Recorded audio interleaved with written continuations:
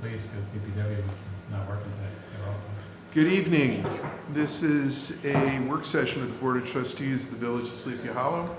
I hope this finds you well, wherever you are. But also, it's my hope that you have participated in our democracy and you voted. And if you haven't, you have 2 more hours. We're an hour and 59 minutes. The polls close at 9 o'clock tonight. So please, if you haven't voted, get out there and do that. All right, we've got several items on our discussion items tonight. We may also have a special session later on, depends on how our discussions go. But we'll start off with our first item of the evening, and that is talking about hiring someone to run our LoSAP program for us. Again, thank you those of you did get out and vote and supported our volunteer firefighters and our volunteer ambulance corps folks by approving our length of service awards program for both of those volunteer forces. It's really appreciated. Okay, so in order to run that program, we need someone to administer it for us. The fees for that, as we knew ahead of time, are relatively modest. We do have a proposal from Hometown Firefighter Services, who are familiar to us as they walked us through this procedure, and I thought did a really good job of explaining how it works, working very closely with Sam on this, and really were pretty terrific. They've given us a proposal fee for firefighter services, for actuarial services for both of our programs, and that amount to $7,300 a year, which seems to be pretty much within the range of what everybody else charges for this. So it's a very modest fee to run a program. So I'm opening it up for discussion with the board. I think it seems perfectly reasonable. Me too. And Yeah, and it's for both the fire department and the ambulance Yeah. corps. And one of the nice things is that they are going to provide services not only to the village, but also to the members of both departments, and help educate them on the benefits and educate us on how we can keep it as productive and competitive versus other municipalities moving forward. Yep.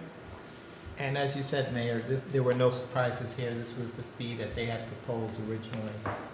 So it's right in line with everything we've been working on. If it's, I know our experience with them so far has been really good, has been excellent. So we'll put this on for approval for next week then? Yes. Sure. Okay, great.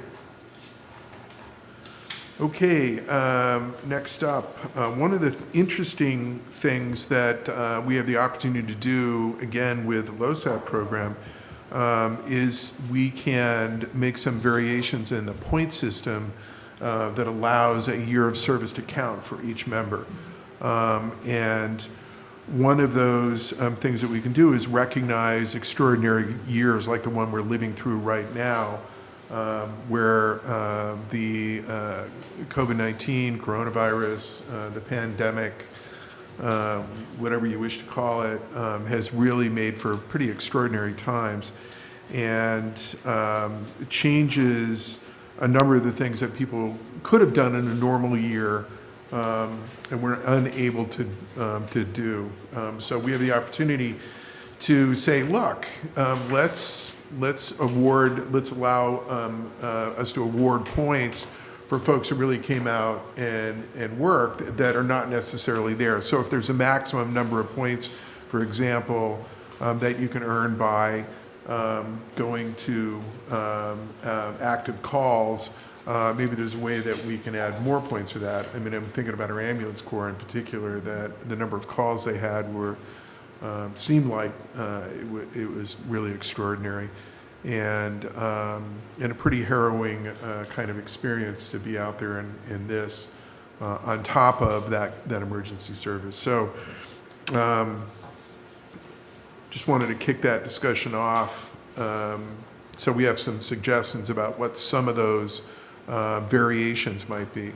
So we can give up to 5 points per month for COVID related point system for LoSAP. The theory behind it is that some members are instructed not to go on calls because they're at risk, or elderly, or they have they can't do any parades. For several months, they had no meetings that they would get points for. As the mayor pointed out, some almost a reward too for dealing with the pandemic. The two criteria is that it has to be a state of emergency, which it has been, and that they did have restrictions in their department with exactly what I just said, no meetings, they couldn't go on parades, and they had instructed some members to not respond, so they couldn't get their points, they weren't able to, no matter what. If we gave 5 points per month, we're now in the 7th month, so we're at 35 points and counting. I'm not so sure that would be fair to give 35 points to every member of the department when you have members that really earn those 50 points throughout the course. So what's the number? Is it 35 or is it 0 or somewhere in between? I spoke with both departments, and they kind of said that starting in July, they started loosening a little bit with their meetings. They were having some meetings. And then they didn't give their members credit for all the times they went out on when there was a graduation party or when there was a birthday party, special Birthday things parades. that they did at Phelps. They didn't give anybody points for that. Had they given those points, I think there would be a reason not to give these COVID points, because they actually probably accumulated more points than we normally do. So based on what I talked with them, I kind of thought a 3 to 4 month amount, which brings us to somewhere between 15 and 20 points. I think for certain a minimum of 2 months, which would 9 or 10 points. So I kind of said maybe a compromise would be to give them 2 full months, and then March is a 4 point. You don't get the full for March because the state of emergency didn't start until midway. So I recommended 14 points for every member in both departments. That was just a number that I kind of came up with in my own mind in terms of what I think is fair. The board, I would definitely give at least 9 or 10 points. Obviously, they missed out on a lot of opportunity to have points. So I think it's up to the board to decide what they think is fair, but I thought 14 or 15. They need 50 total to achieve the annual requirement. So I thought that was a way of getting them close to that number. Question for you. I don't have the adopted point system in front of me right now, but my memory is that you can actually only get half of the required points from active calls. So if you were in the fire department and you went out on every call that came up for your company or any other company, you could actually only get 25 points halfway. And if you didn't do anything else except always go on calls, you wouldn't qualify. So you could literally go every single one, or the same thing for the ambulance corps, which is sort of bizarre. So to me, it's kind of, there's got to be a way. I would like to see kind of a to give these COVID points, these, I don't want to call them bonus points, but because they're hardly that. If there's a way to tie that to folks who are recognize that so many people couldn't do things that would have gotten them their normal allocation, because they always do that. But the people that had an especially active record, to say that there's a way of recognizing that. I don't think we can differentiate either. We're giving 5 points to everybody in the department or giving no points. I don't think you can give certain members points and others Not even if it's based on, you know. Well, since we're about to have a consultant on LoSAP, I did talk to them. what I was did their talk to the recommendation? consultant. They did tell me what the criteria was. They kind of said what I said, which is it's really up to us to decide. But again, I think there's a certain number of points that we really owe it to the departments because they really couldn't get it.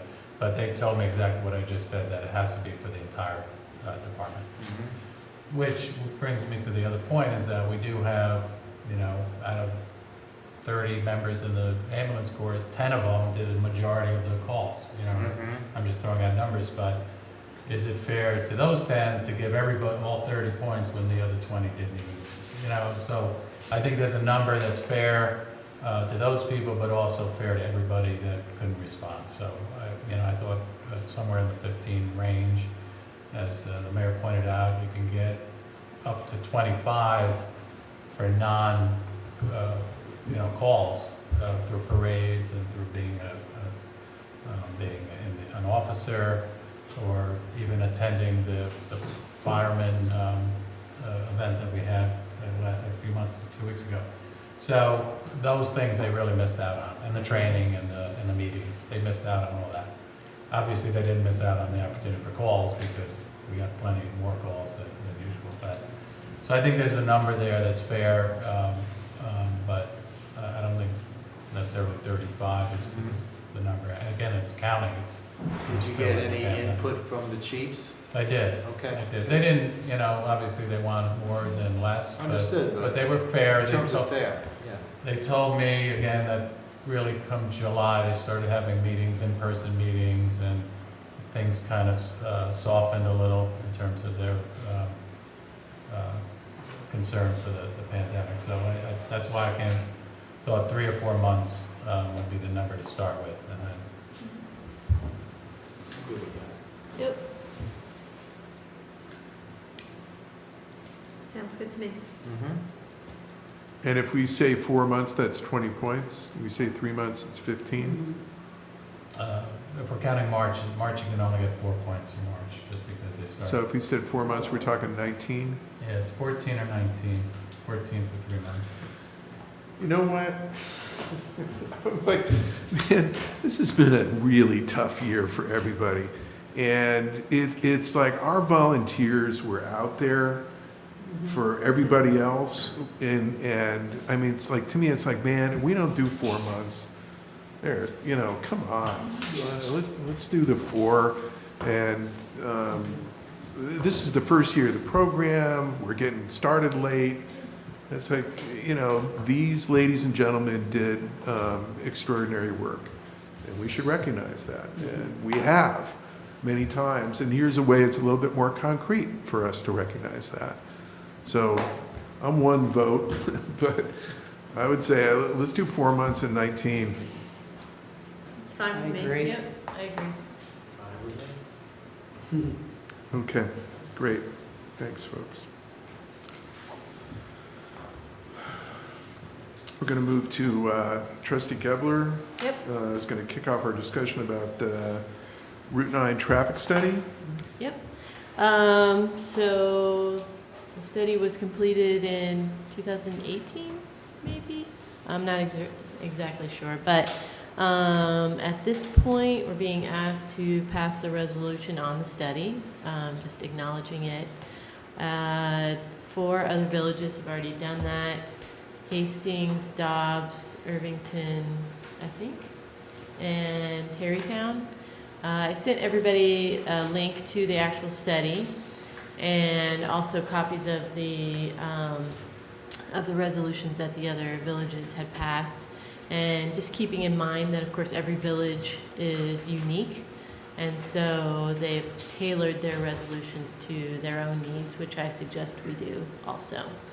And I think that an advantage of passing the resolution is that there are some good points in the study that talk about, pedestrian crossings, making things safer for the residents of our village along Route 9, And if we do happen to use this information when we're applying for a grant, if we are shown to be collaborating with neighboring villages, that's always a very strong point as well.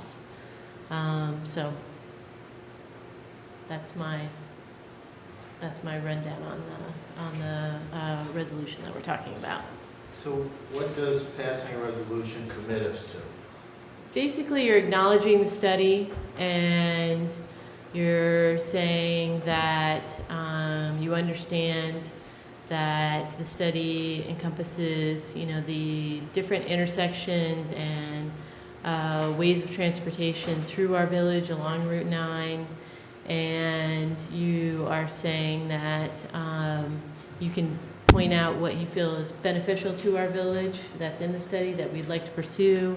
Maybe things that aren't the best fit for our village, if you want to point those out in the study at the end.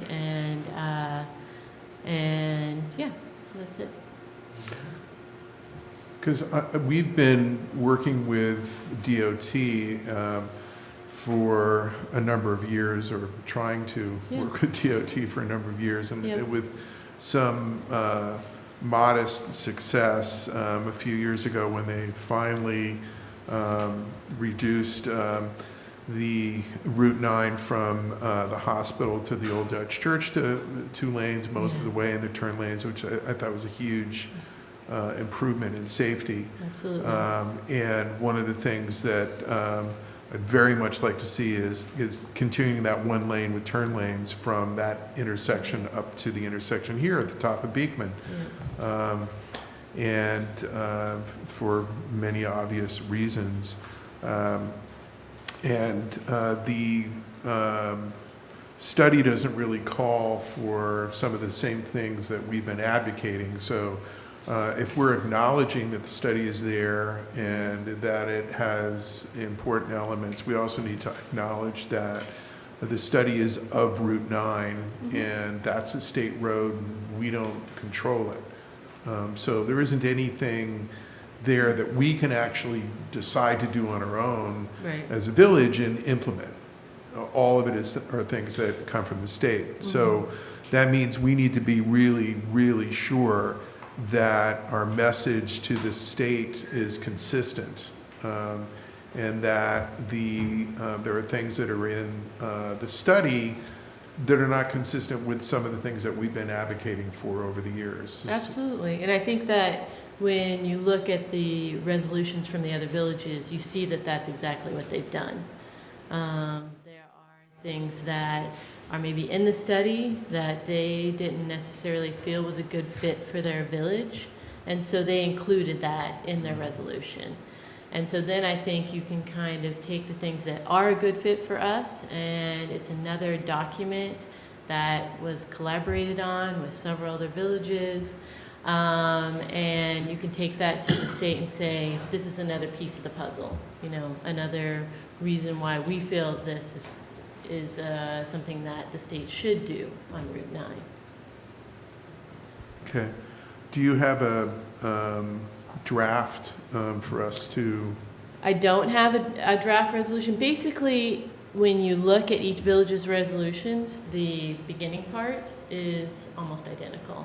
And where it becomes tailored is at the end, the therefore section, where we can point out certain things that we feel are a good fit for our village or aren't a good fit for our village within that piece of the study that covers our village. So if everybody would like to look at, kind of what I sent and the study itself, and if you want to pass along to me your thoughts on what you might want to include in that last section, and then I can ask Clinton to put something together. Okay. I, for one, will forward some comments to you on that. Great. Okay? Yeah. And then I think that would be good for us to approve a resolution, as you suggest. Wonderful. Okay. Other comments on this? Everybody kind of will get one and that we can all agree on? obviously, or that 4 of us can agree on. Rochelle was nice enough to also send out this Route 9 active transportation conceptual design plan, which is really worth looking at. It was just produced this fall. So it's a very, very robust project. And the construction cost on the high end is about $36 million. The low cost is about $6.6 million. And they break down what the contribution would be for each of the 6 villages that would hopefully participate in some way. So there's a lot of things to consider here. Yeah. All good, but the question is, the cost value benefit. Definitely, and I think it's something that, if and when we pass the resolution, it's definitely not something that has to be done tomorrow. We can kind of prioritize, what we think needs to be done, and especially since we're also considering our comprehensive plan and lots of other things right now, but it can be a piece of, how we're looking at making our village, a little better. On a related note, there's a very small construction project going on at the intersection in front of the Old Dutch Church. And rumor has it that it's actually a walk signal You'll see. No. Don't believe it till you see it. from Pearson Really? across to the, Really? yeah, Oh my gosh, that would be amazing. it would be, and it's, I fear for the lives of tourists every time I'm in that intersection. It's horrible. It's- Our kids walking home from school. Absolutely. it's worth noting that they started doing the work the day after Halloween weekend. Right. So, but That's great. yes. It's a year-round problem. Believe Right, it when it we is, see it, it but is. if that's really what it is, that is most welcome. That's Well, they've exciting. already put up the pedestrian crossing signs. I don't know if you've noticed that. No. They actually have the crosswalk sign before each, north and south, so, at least that's something. That, Yeah. it's something. It's better than what was there Saturday. Wow. I can't believe it. I'm I'm literally in shock. There's, Yeah. on my way over today there to the meeting, there's still 2 guys working in a pit there. I'm so happy. Wow. It's the little Yeah. things. Yeah. That's a big thing. That is a big thing. That Oh is- my gosh. It is. Okay, so we'll look for those, for you to kind of put them all together in Yes. something, and great. Thank you, thanks, Rochelle. You're welcome. Okay, next up on our agenda is an IMA with the county mutual aid and rapid response plan with police departments in Westchester County. Chief Boetti is going to explain to us why this is an important agreement.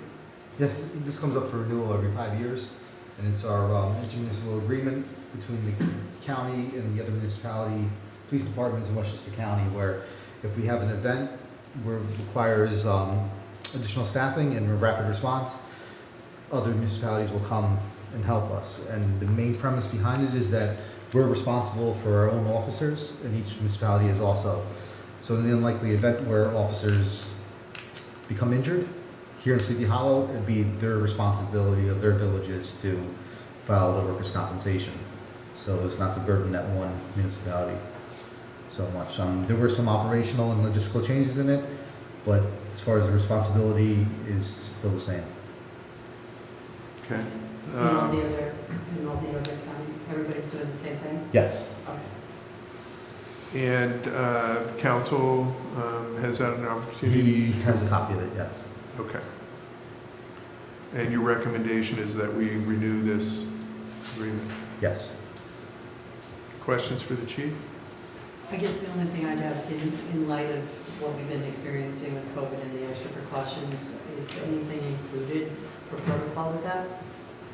Has there been any updates to make that as a consideration? Because if something happens, from a pandemic standpoint, or Any issues from that? It I would- understand we're still this- saying it's the responsibility of where they're coming from, but Right. then they might say that there's something negligence on our side if we didn't take safety protocols, so I don't know if that's, No, it would still be the responsibility of the municipality for them to, I know, but has anybody looked at it in light of COVID? Because if there's any negligence identified, I just want to make sure that's a consideration and been just discussed. right. Because a lot of procedures and protocols are reviewing that kind of thing. Well,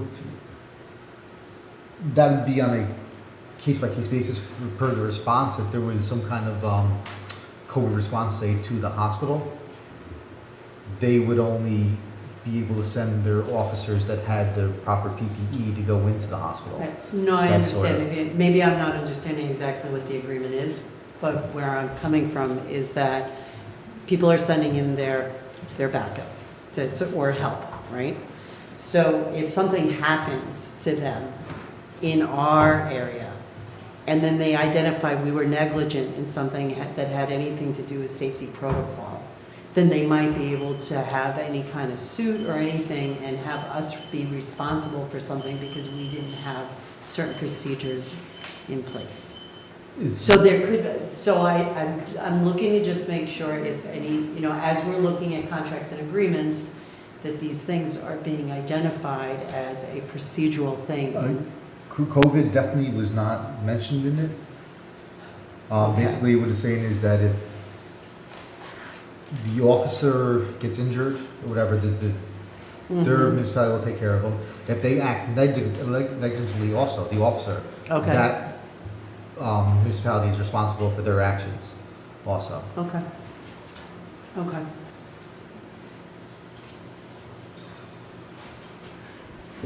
If it doesn't fit there, then that's fine.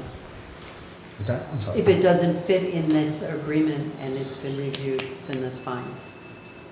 I'm just trying to protect us. Yeah, no, from I'm anything. trying to, I'm not give you an seeing it, example so of I how- don't know. I can't read it. I don't have any transparency or understanding what Mhm. it is, which is fine. I just, it's, I don't know if this won't help with that, but, essentially, the county's broken up into 3 zones. You have okay, A, B, and C. We're in Zone A, which is the longest area, but one of the smaller populations. B, actually, this is another, Terrytown. So we're the end of A, Terrytown's the start of B, and okay, then C would be the eastern part of the county, the Soundview, Yonkers, whatever. And then the way it's broken down is we'd go on Zone A alert for 1, 2 would be A and B, and Alert 3 would have everybody coming in. okay, And so initially, we would have, calling A alert, we'd have 40 officers here within 15 to 20 minutes. C, we'd have another 40. Total, we'd have, with secondary responses, somewhere around 240. And like I said, an incident command structure would be set up already by okay, that time. okay. Do all the municipalities in Westchester County participate? Yes, and this year there was one, 2 others were brought in, being Putnam County Sheriffs and the town of Carmel, being that they're so closely related to Westchester County. Also, Greenwich, Connecticut is part of it also, because there's that part of 684 that's actually Connecticut. How often does this happen? How often is this? Where Well, a municipality, it's got this whole thing about the requesting municipality, so, hey, we need help under Not- the provisions of this plan. Not often, but we do use it as for like, this week. We do have a task force that's formed under this agreement Uh-huh. from different jurisdictions, just in case something happens. So instead of waiting that 15 minutes, we do have officers able to respond quicker than 15 minutes. Okay, so that is put together under this plan, Right. okay. Because it does say that the municipality receiving police aid will reimburse the municipality providing the aid. So to me, that says clearly if we sent people to Elmsford, then Elmsford would reimburse us for the cost of those officers, their salaries, or the time that, Right. I don't Okay. think that's one of the silent parts of the contract that hasn't been ever enforced or. So is it just like a courtesy that you send in the back, that's what you're saying? Yes. Right.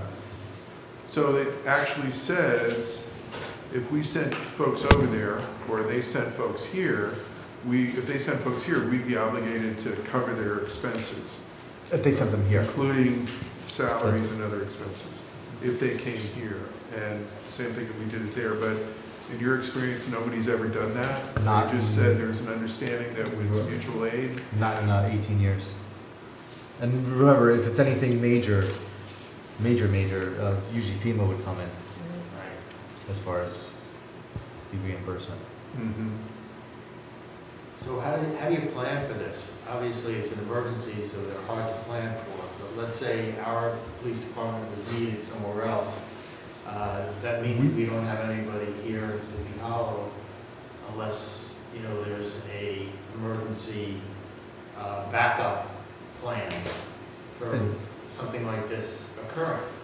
Right. So do we think about that, or, Yes, no, we have a backup plan, of course, yes. so, because I'm So- not aware of it, so could you tell us? Yeah, so basically, once we send one of our officers out, another two officers are called in. Mhm. So one officer goes out, we call two in, because they can go to that second alert, which would have us send an additional officer Mhm. to the location also. So we'd always have our shift coverage, plus we'd have the availability to send another officer out. So you would only send a certain amount of officers? Right, I'm sorry, yeah. Right? Right, so each municipality is guaranteed to send a certain amount of officers in Okay, each that's response. the key. Yes. Because then it's still, Right, so Presence at no here. time would we send, if we had three officers, all three officers there. just want to Right. make sure that that was clear to everybody. Yes. Thanks. And the actual plan about how people are pulled together by this agreement in certain kinds of emergencies, I'm assuming that's sort of like you have the policies of the Sleepy Hollow Police Department, and then you have the procedures. The policies are public and the procedures are not. And as you explained when you pointed out that difference between the two, it's like, well, if you publish what the procedures are, if they're public knowledge, then criminals could use that to plan their activities better. Well, the police are going to respond in this way, so now I know I can better affect my criminal activity by following, understanding Right. those procedures. Is the plan that put together, are there things like that in the actual plan? I'm assuming if there's a terrorist activity, for example, some kind of, It's not specific to each activity or each event. It's just the event happens and you're responsible to send this amount of officers. okay, so it's not Yeah. about, the actual Right. tactical plans. It's more, this is just an agreement saying, hey, we're all in this together at certain times, Correct. and this is how we're gonna operate together. Right. Okay. And this, do you know how long this agreement has been going on? Before your time? Yeah, it was definitely agreed in 2002. It was already established. Okay. We're one of the only counties that has this unique system called the hotline, and where you pick up a phone and you get all 42 police departments on the line at the same time. So I can transmit in all 42 police departments, plus now Putnam County Sheriffs and Carmel are able to hear what we're saying, Oh, cool. which was just the IMA that we signed off on Yeah. maybe a month ago Yeah. for the updating of that hotline system.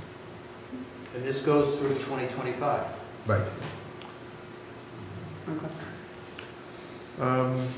Put it on for approval next week. Okay? Yes. Great. Thanks, Chief. Thank you. All right, next up, discussion on a zoning proposal. Sure, you want me to Yeah. kick it off? As we had discussed with the comprehensive plan, that the next phase was to start looking at the implementation strategies. So Anthony and I had an opportunity to speak with Susan over at PFJ Planning, and what you have in front of you is still something that needs to be flushed out with Anthony, myself, and Susan, because it's a follow-up from that discussion. So I really haven't, I'm not at a point where I can endorse what she's actually saying to take it from phasing in dollars unless Anthony's had a further discussion. But what she did recommend is that the thing to start it off is to really work from the zoning as the first phase of it. Because as we've all recognized that that's a very critical component that will then be the foundation for all the other things that we have to do. So I really, what it was is about just starting to move forward on it, getting the discussion started, seeing what that cost would look like from the planners, what time commitment, and also putting a timeline together. So they did satisfy a lot of the things that we had asked coming out of that general discussion. And then what I'd like to do, Anthony, following up on whatever else you further discuss with her and getting this, I'd like to have just a follow-up call with her on this, and then we can come back with something more specific, and then we can all decide what we want to do together. Well, I think it's great. I loved working with them on the LWRP and comprehensive plan. They were amazing and very organized. Yes. And I thought they took a really personal approach and professional to working with our village and our residents. And I'm relieved, honestly, to have them on the case, because it's all of these issues that are in the comprehensive plan are so complicated. To have them come back and they're so knowledgeable about what we've agreed to do, and have them be the point organization on it, I think it's great. And the price point to me seems very reasonable. Sure. I just want to, connect the yeah. dots and be fiscally responsible to it. The other thing that we talked about is, in light of what we've experienced since we've actually discussed the comprehensive plan, that we will be putting a different lens on it too. Yeah. With, as we're working through COVID and what we think that that's going to look like. And that's going to be a lot about zoning as well. So the other point is that we do still have 2 open seats there, and that's going to be for discussion. Please, anybody, and I put it out there on the air, if there's anybody that is interested or like to have a conversation, it's really important that those positions get filled before we move forward, because it would be hard on the board, I think. Yeah, absolutely. I'm just opening up for discussion. Other than that, Anthony, thoughts, It looks comments? great. I think they did a terrific job with the project scope, and it's very collaborative, working with this small review committee, members of the planning board, the zoning board, obviously Sean McCarthy, and members of this board, so it's great. I'm actually glad that you brought up that point. Since we had last met also, I reached out to Marjorie, and we talked about me being a little bit more involved just on some of the key, I'll go to some of the board meetings, I'll work with Sean to see which are the properties to really kind of identify as it's specific to the comp plan, because that's, again, another layer to it. And we're going to speak on Thursday. I think she picked a time for the afternoon and following up on the next board meeting That's that they great. have. So I just wanted to let you know, I wanted to bring her in very early on in the discussion, because, again, that's part of the collaboration. Excellent. Well, thank you for all the work you put into this. It's great. Yeah, This is our vision, right? It's really, I'm sorry? It's our vision that we're Yeah. all putting together, so. Well, I was just going to note that it's really helpful that you're refocusing on this, because, again, it's another thing that sort of was in danger of getting lost with all of the focus on, it's been such a weird year. Yeah. And things that I think we would have followed through with more quickly.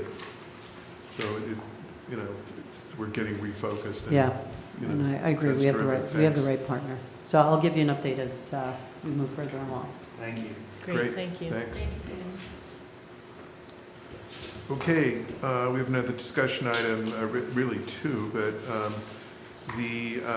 this is a request to authorize our acting judge to sign the bail account. Mr. Giaccio, you want to explain the arcane request here? That's basically it. We need somebody to do the banking for the court. We have a bail account. They need to be authorized to sign, make deposits. There's a list here of all the potential banking services that are provided. But we have to pass a resolution to authorize our acting judge to have that authority. While we're on the subject, we also need a judge. So That's right. in the interim, I know that in March we'll have another election, but we might want to think about having a judge. But for the time being, we need to authorize somebody, the acting judge, to take care of this business for the village. And you Okay. have a draft resolution right here from the bank. Is the authority essentially to make deposits and sign checks? Yes. Is there any Basically. coordination with the treasurer? Yes, yeah. Okay, Yeah, good. these are the bail accounts. They, obviously they set a bail, they Right. have to deposit those accounts, and then they're, when they're, Got it. yeah. So the judge is actually, or technically, the person who makes the deposits and makes the withdrawals. So if somebody posts bail, then somebody has to actually put it into an account. Yeah. So it's technically the judge that does it. And then if they are released, or the charges are dropped, or whatever, and they get the bail refunded, then the judge is the one who gets, so it's really a technical thing. Okay. The court works closely with the treasurer with all of these accounts. Thank you. We'll put it on for next week, Yep. folks? Okay. The next item I said is potentially a special session item. It's a discussion item. We can either go into a special session and discuss it, but it's something that's been raised, and I'd like to act on it, and that is, we are required, we promised, we pledged that as part of our redevelopment of the East Parcel into the Village Common, to match a grant that we've received. And we've been very successful so far in getting grants from the state. And we're required to match in the amount of $1,580,000 on the first $14 million in that project. So at some point, we have to put the grant in. And this would be a really good time to do it for a couple of reasons. One, there's some cash flow reasons that make it really important to do that now. Another reason that's particularly important is that the village is healthy, is actually quite healthy right now. And normally we would do these kind of grant matches by borrowing the money, doing a short-term ban, and then putting the money into the project. And then when the way we get the grant money is after the project is that phase of it is completed, then we file the paperwork with the state or the feds, but it's usually the state, and then they give us the grant money. They don't give it to us while we're doing the project, they give it to us after we're done. So we have to lay it out and they get reimbursed. They want to know that the project's going to get completed. So we could do the normal course and borrow, do a ban and borrow the money and put it in, but it didn't make a lot of sense to me since we actually have it in our fund balance.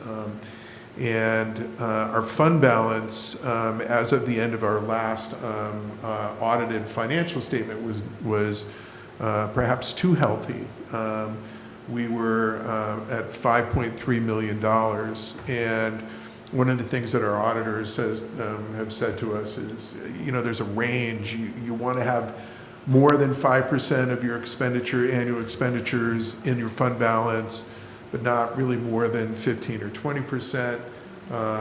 You don't want to have too big of a balance there. We're over 20%. We're at 22% with that 5.3. If we take the money that we have and make this transfer instead of borrowing it, it leaves our fund balance percentage about 15%, so still very healthy. And to me, it's like we got to put the money in to match the grant. This is a good time to do it. Like, why spend extra to borrow it if you already have it anyway? That's the argument for doing it this particular way. So just a question. How much was the grant that we actually received from the Empire State Development? That exact amount, 1,500,000. That's the 50% match. That's the 50%. So does that mean that we got a grant for $3,100,000? No, I'm sorry, that's equal to what we're gonna get in terms of the grant. So it's not it's 100%, Yeah, not 50%. Right? correct. So it's 1.58? Yeah, So we're gonna get an additional 158 from New York State. correct. And it says here that this all has to be spent on infrastructure, site work, for the DPW garage, including sewer and water lines, wick drains, and fill. So that's obviously where this money is going. Yes, this is phase 1A of the project. In fact, the sewer line is complete, the water line is complete. The fill is almost complete. We expect it to be in by the end of the year. As part of the fill project is this wick drain procedure that's been going on to. Yeah, I thought we did So- that already. We are. Okay. This is, so the way the grant works is it's a reimbursing grant. We haven't done the match yet, but this is gonna go to all, I mean, we still have expenses as we speak. We still have the contractor working on the wick drains and the fill project as well. So we need this to finish out the project. When the project's completed, that's when we go for reimbursement from the state for the funds. So they're not upfront funds. So when is that projected? The completion of the project, I had told somebody the end of the year, but I'm gonna push that back till about February, March, because everything gets delayed. And we don't know what, the fill operation is, it ebbs and flows based on how much fill we have available to us and how fast we can get it in. So it's First quarter of next a year. few, yeah. So we put the 1.58 in. We would expect to get the 1.58 from the state. Are we paying the whole bill up front and then getting reimbursed, or are we gonna wait to get this grant money to pay off No, the contract? that's a great question. We don't know the answer yet because, so you may recall, this project is not a $3 million project, it's over $10 million. The LDC borrowed $10 million to pay for the initial sewer line, water line, part of the fill, and this is going to extend that part of that cost to do all that.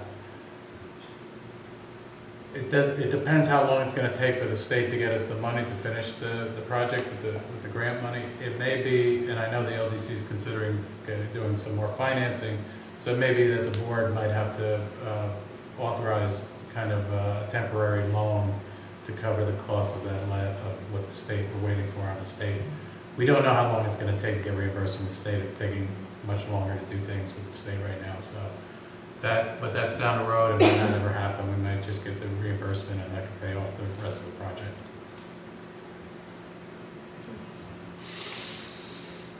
It's going to take longer than we thought. Is the easy answer, just because, again, it's a weird time. So I would like to go into a special session to authorize this. Can I get a motion to go into special session for this purpose? So moved. Can I get a second? Second. Moved and seconded. This is a special session of the Board of Trustees called for a single purpose, and that is to consider a resolution authorizing a budget transfer to cover a grant match. We have a resolution to consider. If that could be moved and seconded, we could further discuss the resolution. Do we need to vote on the first? Huh? Do we need to vote on the first move? Yeah, all in favor of, thank Okay, you just so ask much. a question before we move on, is that all right? It's been moved and seconded, so any discussion on the motion to go into special session? Yes. Okay. So I just want to make sure this is clear. So the funds we're talking about here are going to be used for the infrastructure work on the DPW garage. All of the work that's being done on the fill piece of that is the base for the DPW garage. And did you say before that the project's going to cost $10 million? It costs more than that. Oh, yeah. Just for the DPW garage? No, just for the work that's been done right now. For the whole site? No, we did the water line, round numbers, I forget what it was, 3 to 4 million. We did the sewer line replacement, we did the fill, the wick drain, and some other miscellaneous things related to the site work, but it's all related to the DPW. We had to move the sewer line because it was in the area where we were going to put the fill. It would have collapsed the old sewer line, so we ran, a water line had to be run down, to extend down Continental Street. So it was all related to this DPW construction. But yes, it's over $10 million project. The total project is somewhere between 40 million and 60 million, depending on variables. Are we going to be able to build a bridge? Well, that's 8 million or 12 million or 14 million, depending on who you talk to. We have different elements in that project that we really want to build, a recreation center, for example. And all we have right now is a blocked out, okay, we're setting aside 20,000 square feet for it. Is it going to be that, we haven't designed any of those things. So the project, we know, is tens of millions of dollars, and that's what we've been contemplating for quite a while. So we have these different phases of it. We're near completion on the I guess least interesting but most necessary phase, and that is actually preparing the site so that we can build everything else on it. And one of the critical points obviously is making sure that the site is prepared so that we can put a new DPW on it. So just a reminder on the scope. So as we talk about phases, I just wanted to make sure that nobody who's watching this is thinking the whole project is going to be, $15 million. I also want to clarify, when we did apply for the grant, we had said that we're going to do this work. So we already knew it was going to be 10, 11, $12 million project. The specific match that has to come from the village is equal to what the grant was. So the project, it's not a 50 or 100% match. We're actually over $10 million towards this project, and we're getting this 1.5 grant for it. It's not a $3 million project, it's a $10 million.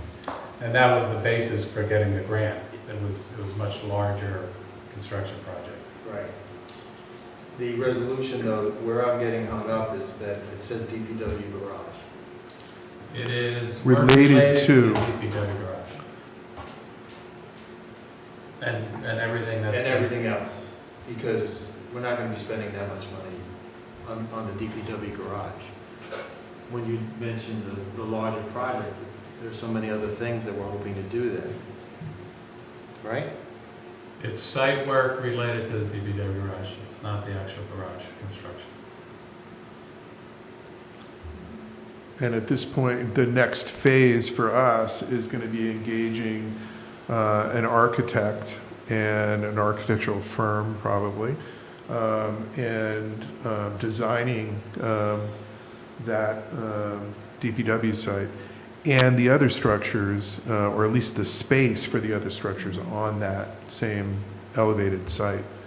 So right now, again, even the DPW, all we have is a blocked out amount of square footage that we could build on.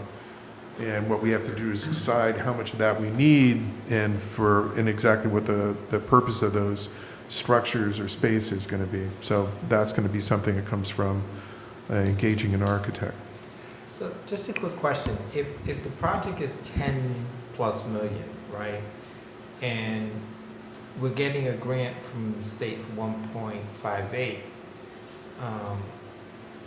why would we have to do a cash match to that if we're already taking out bonds to do all of this work? Because the LDC took out the bond.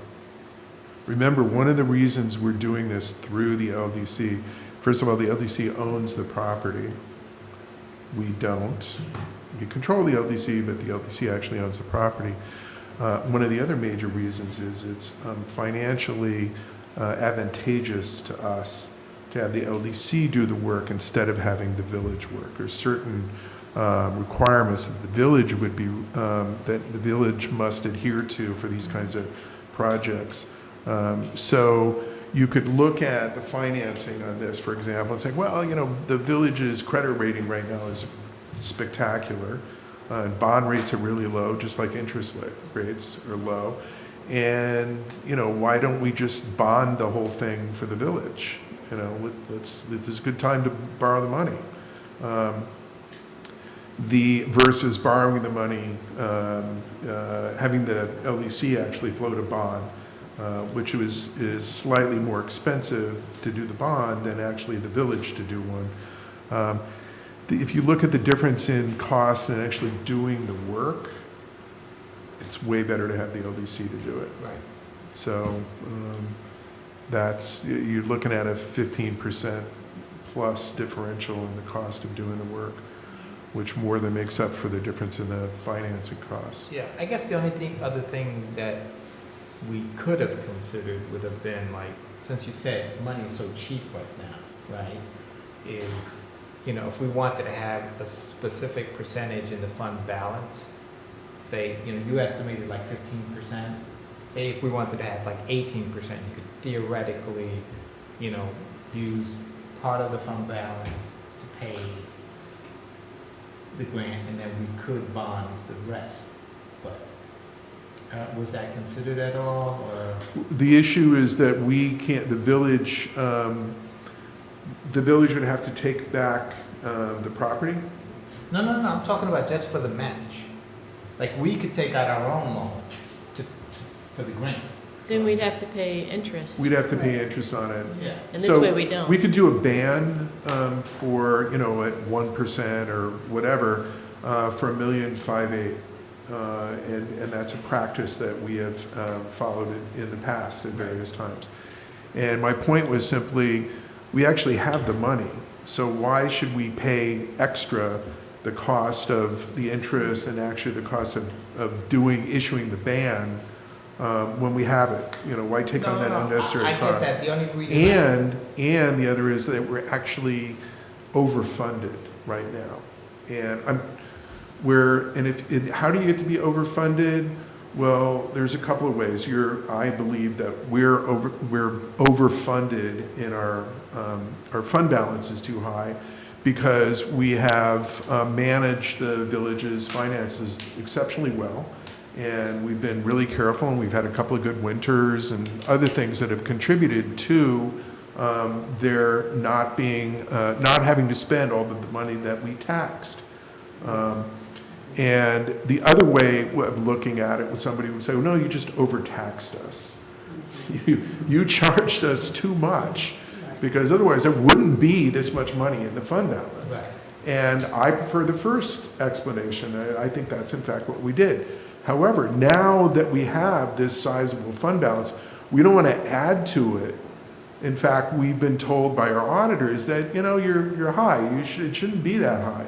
So we should be spending it down. And here's an opportunity to not incur extra costs by borrowing the money and also lower the fund balance at the same time and still have a very healthy fund balance. So that's why I think this is a better way to go.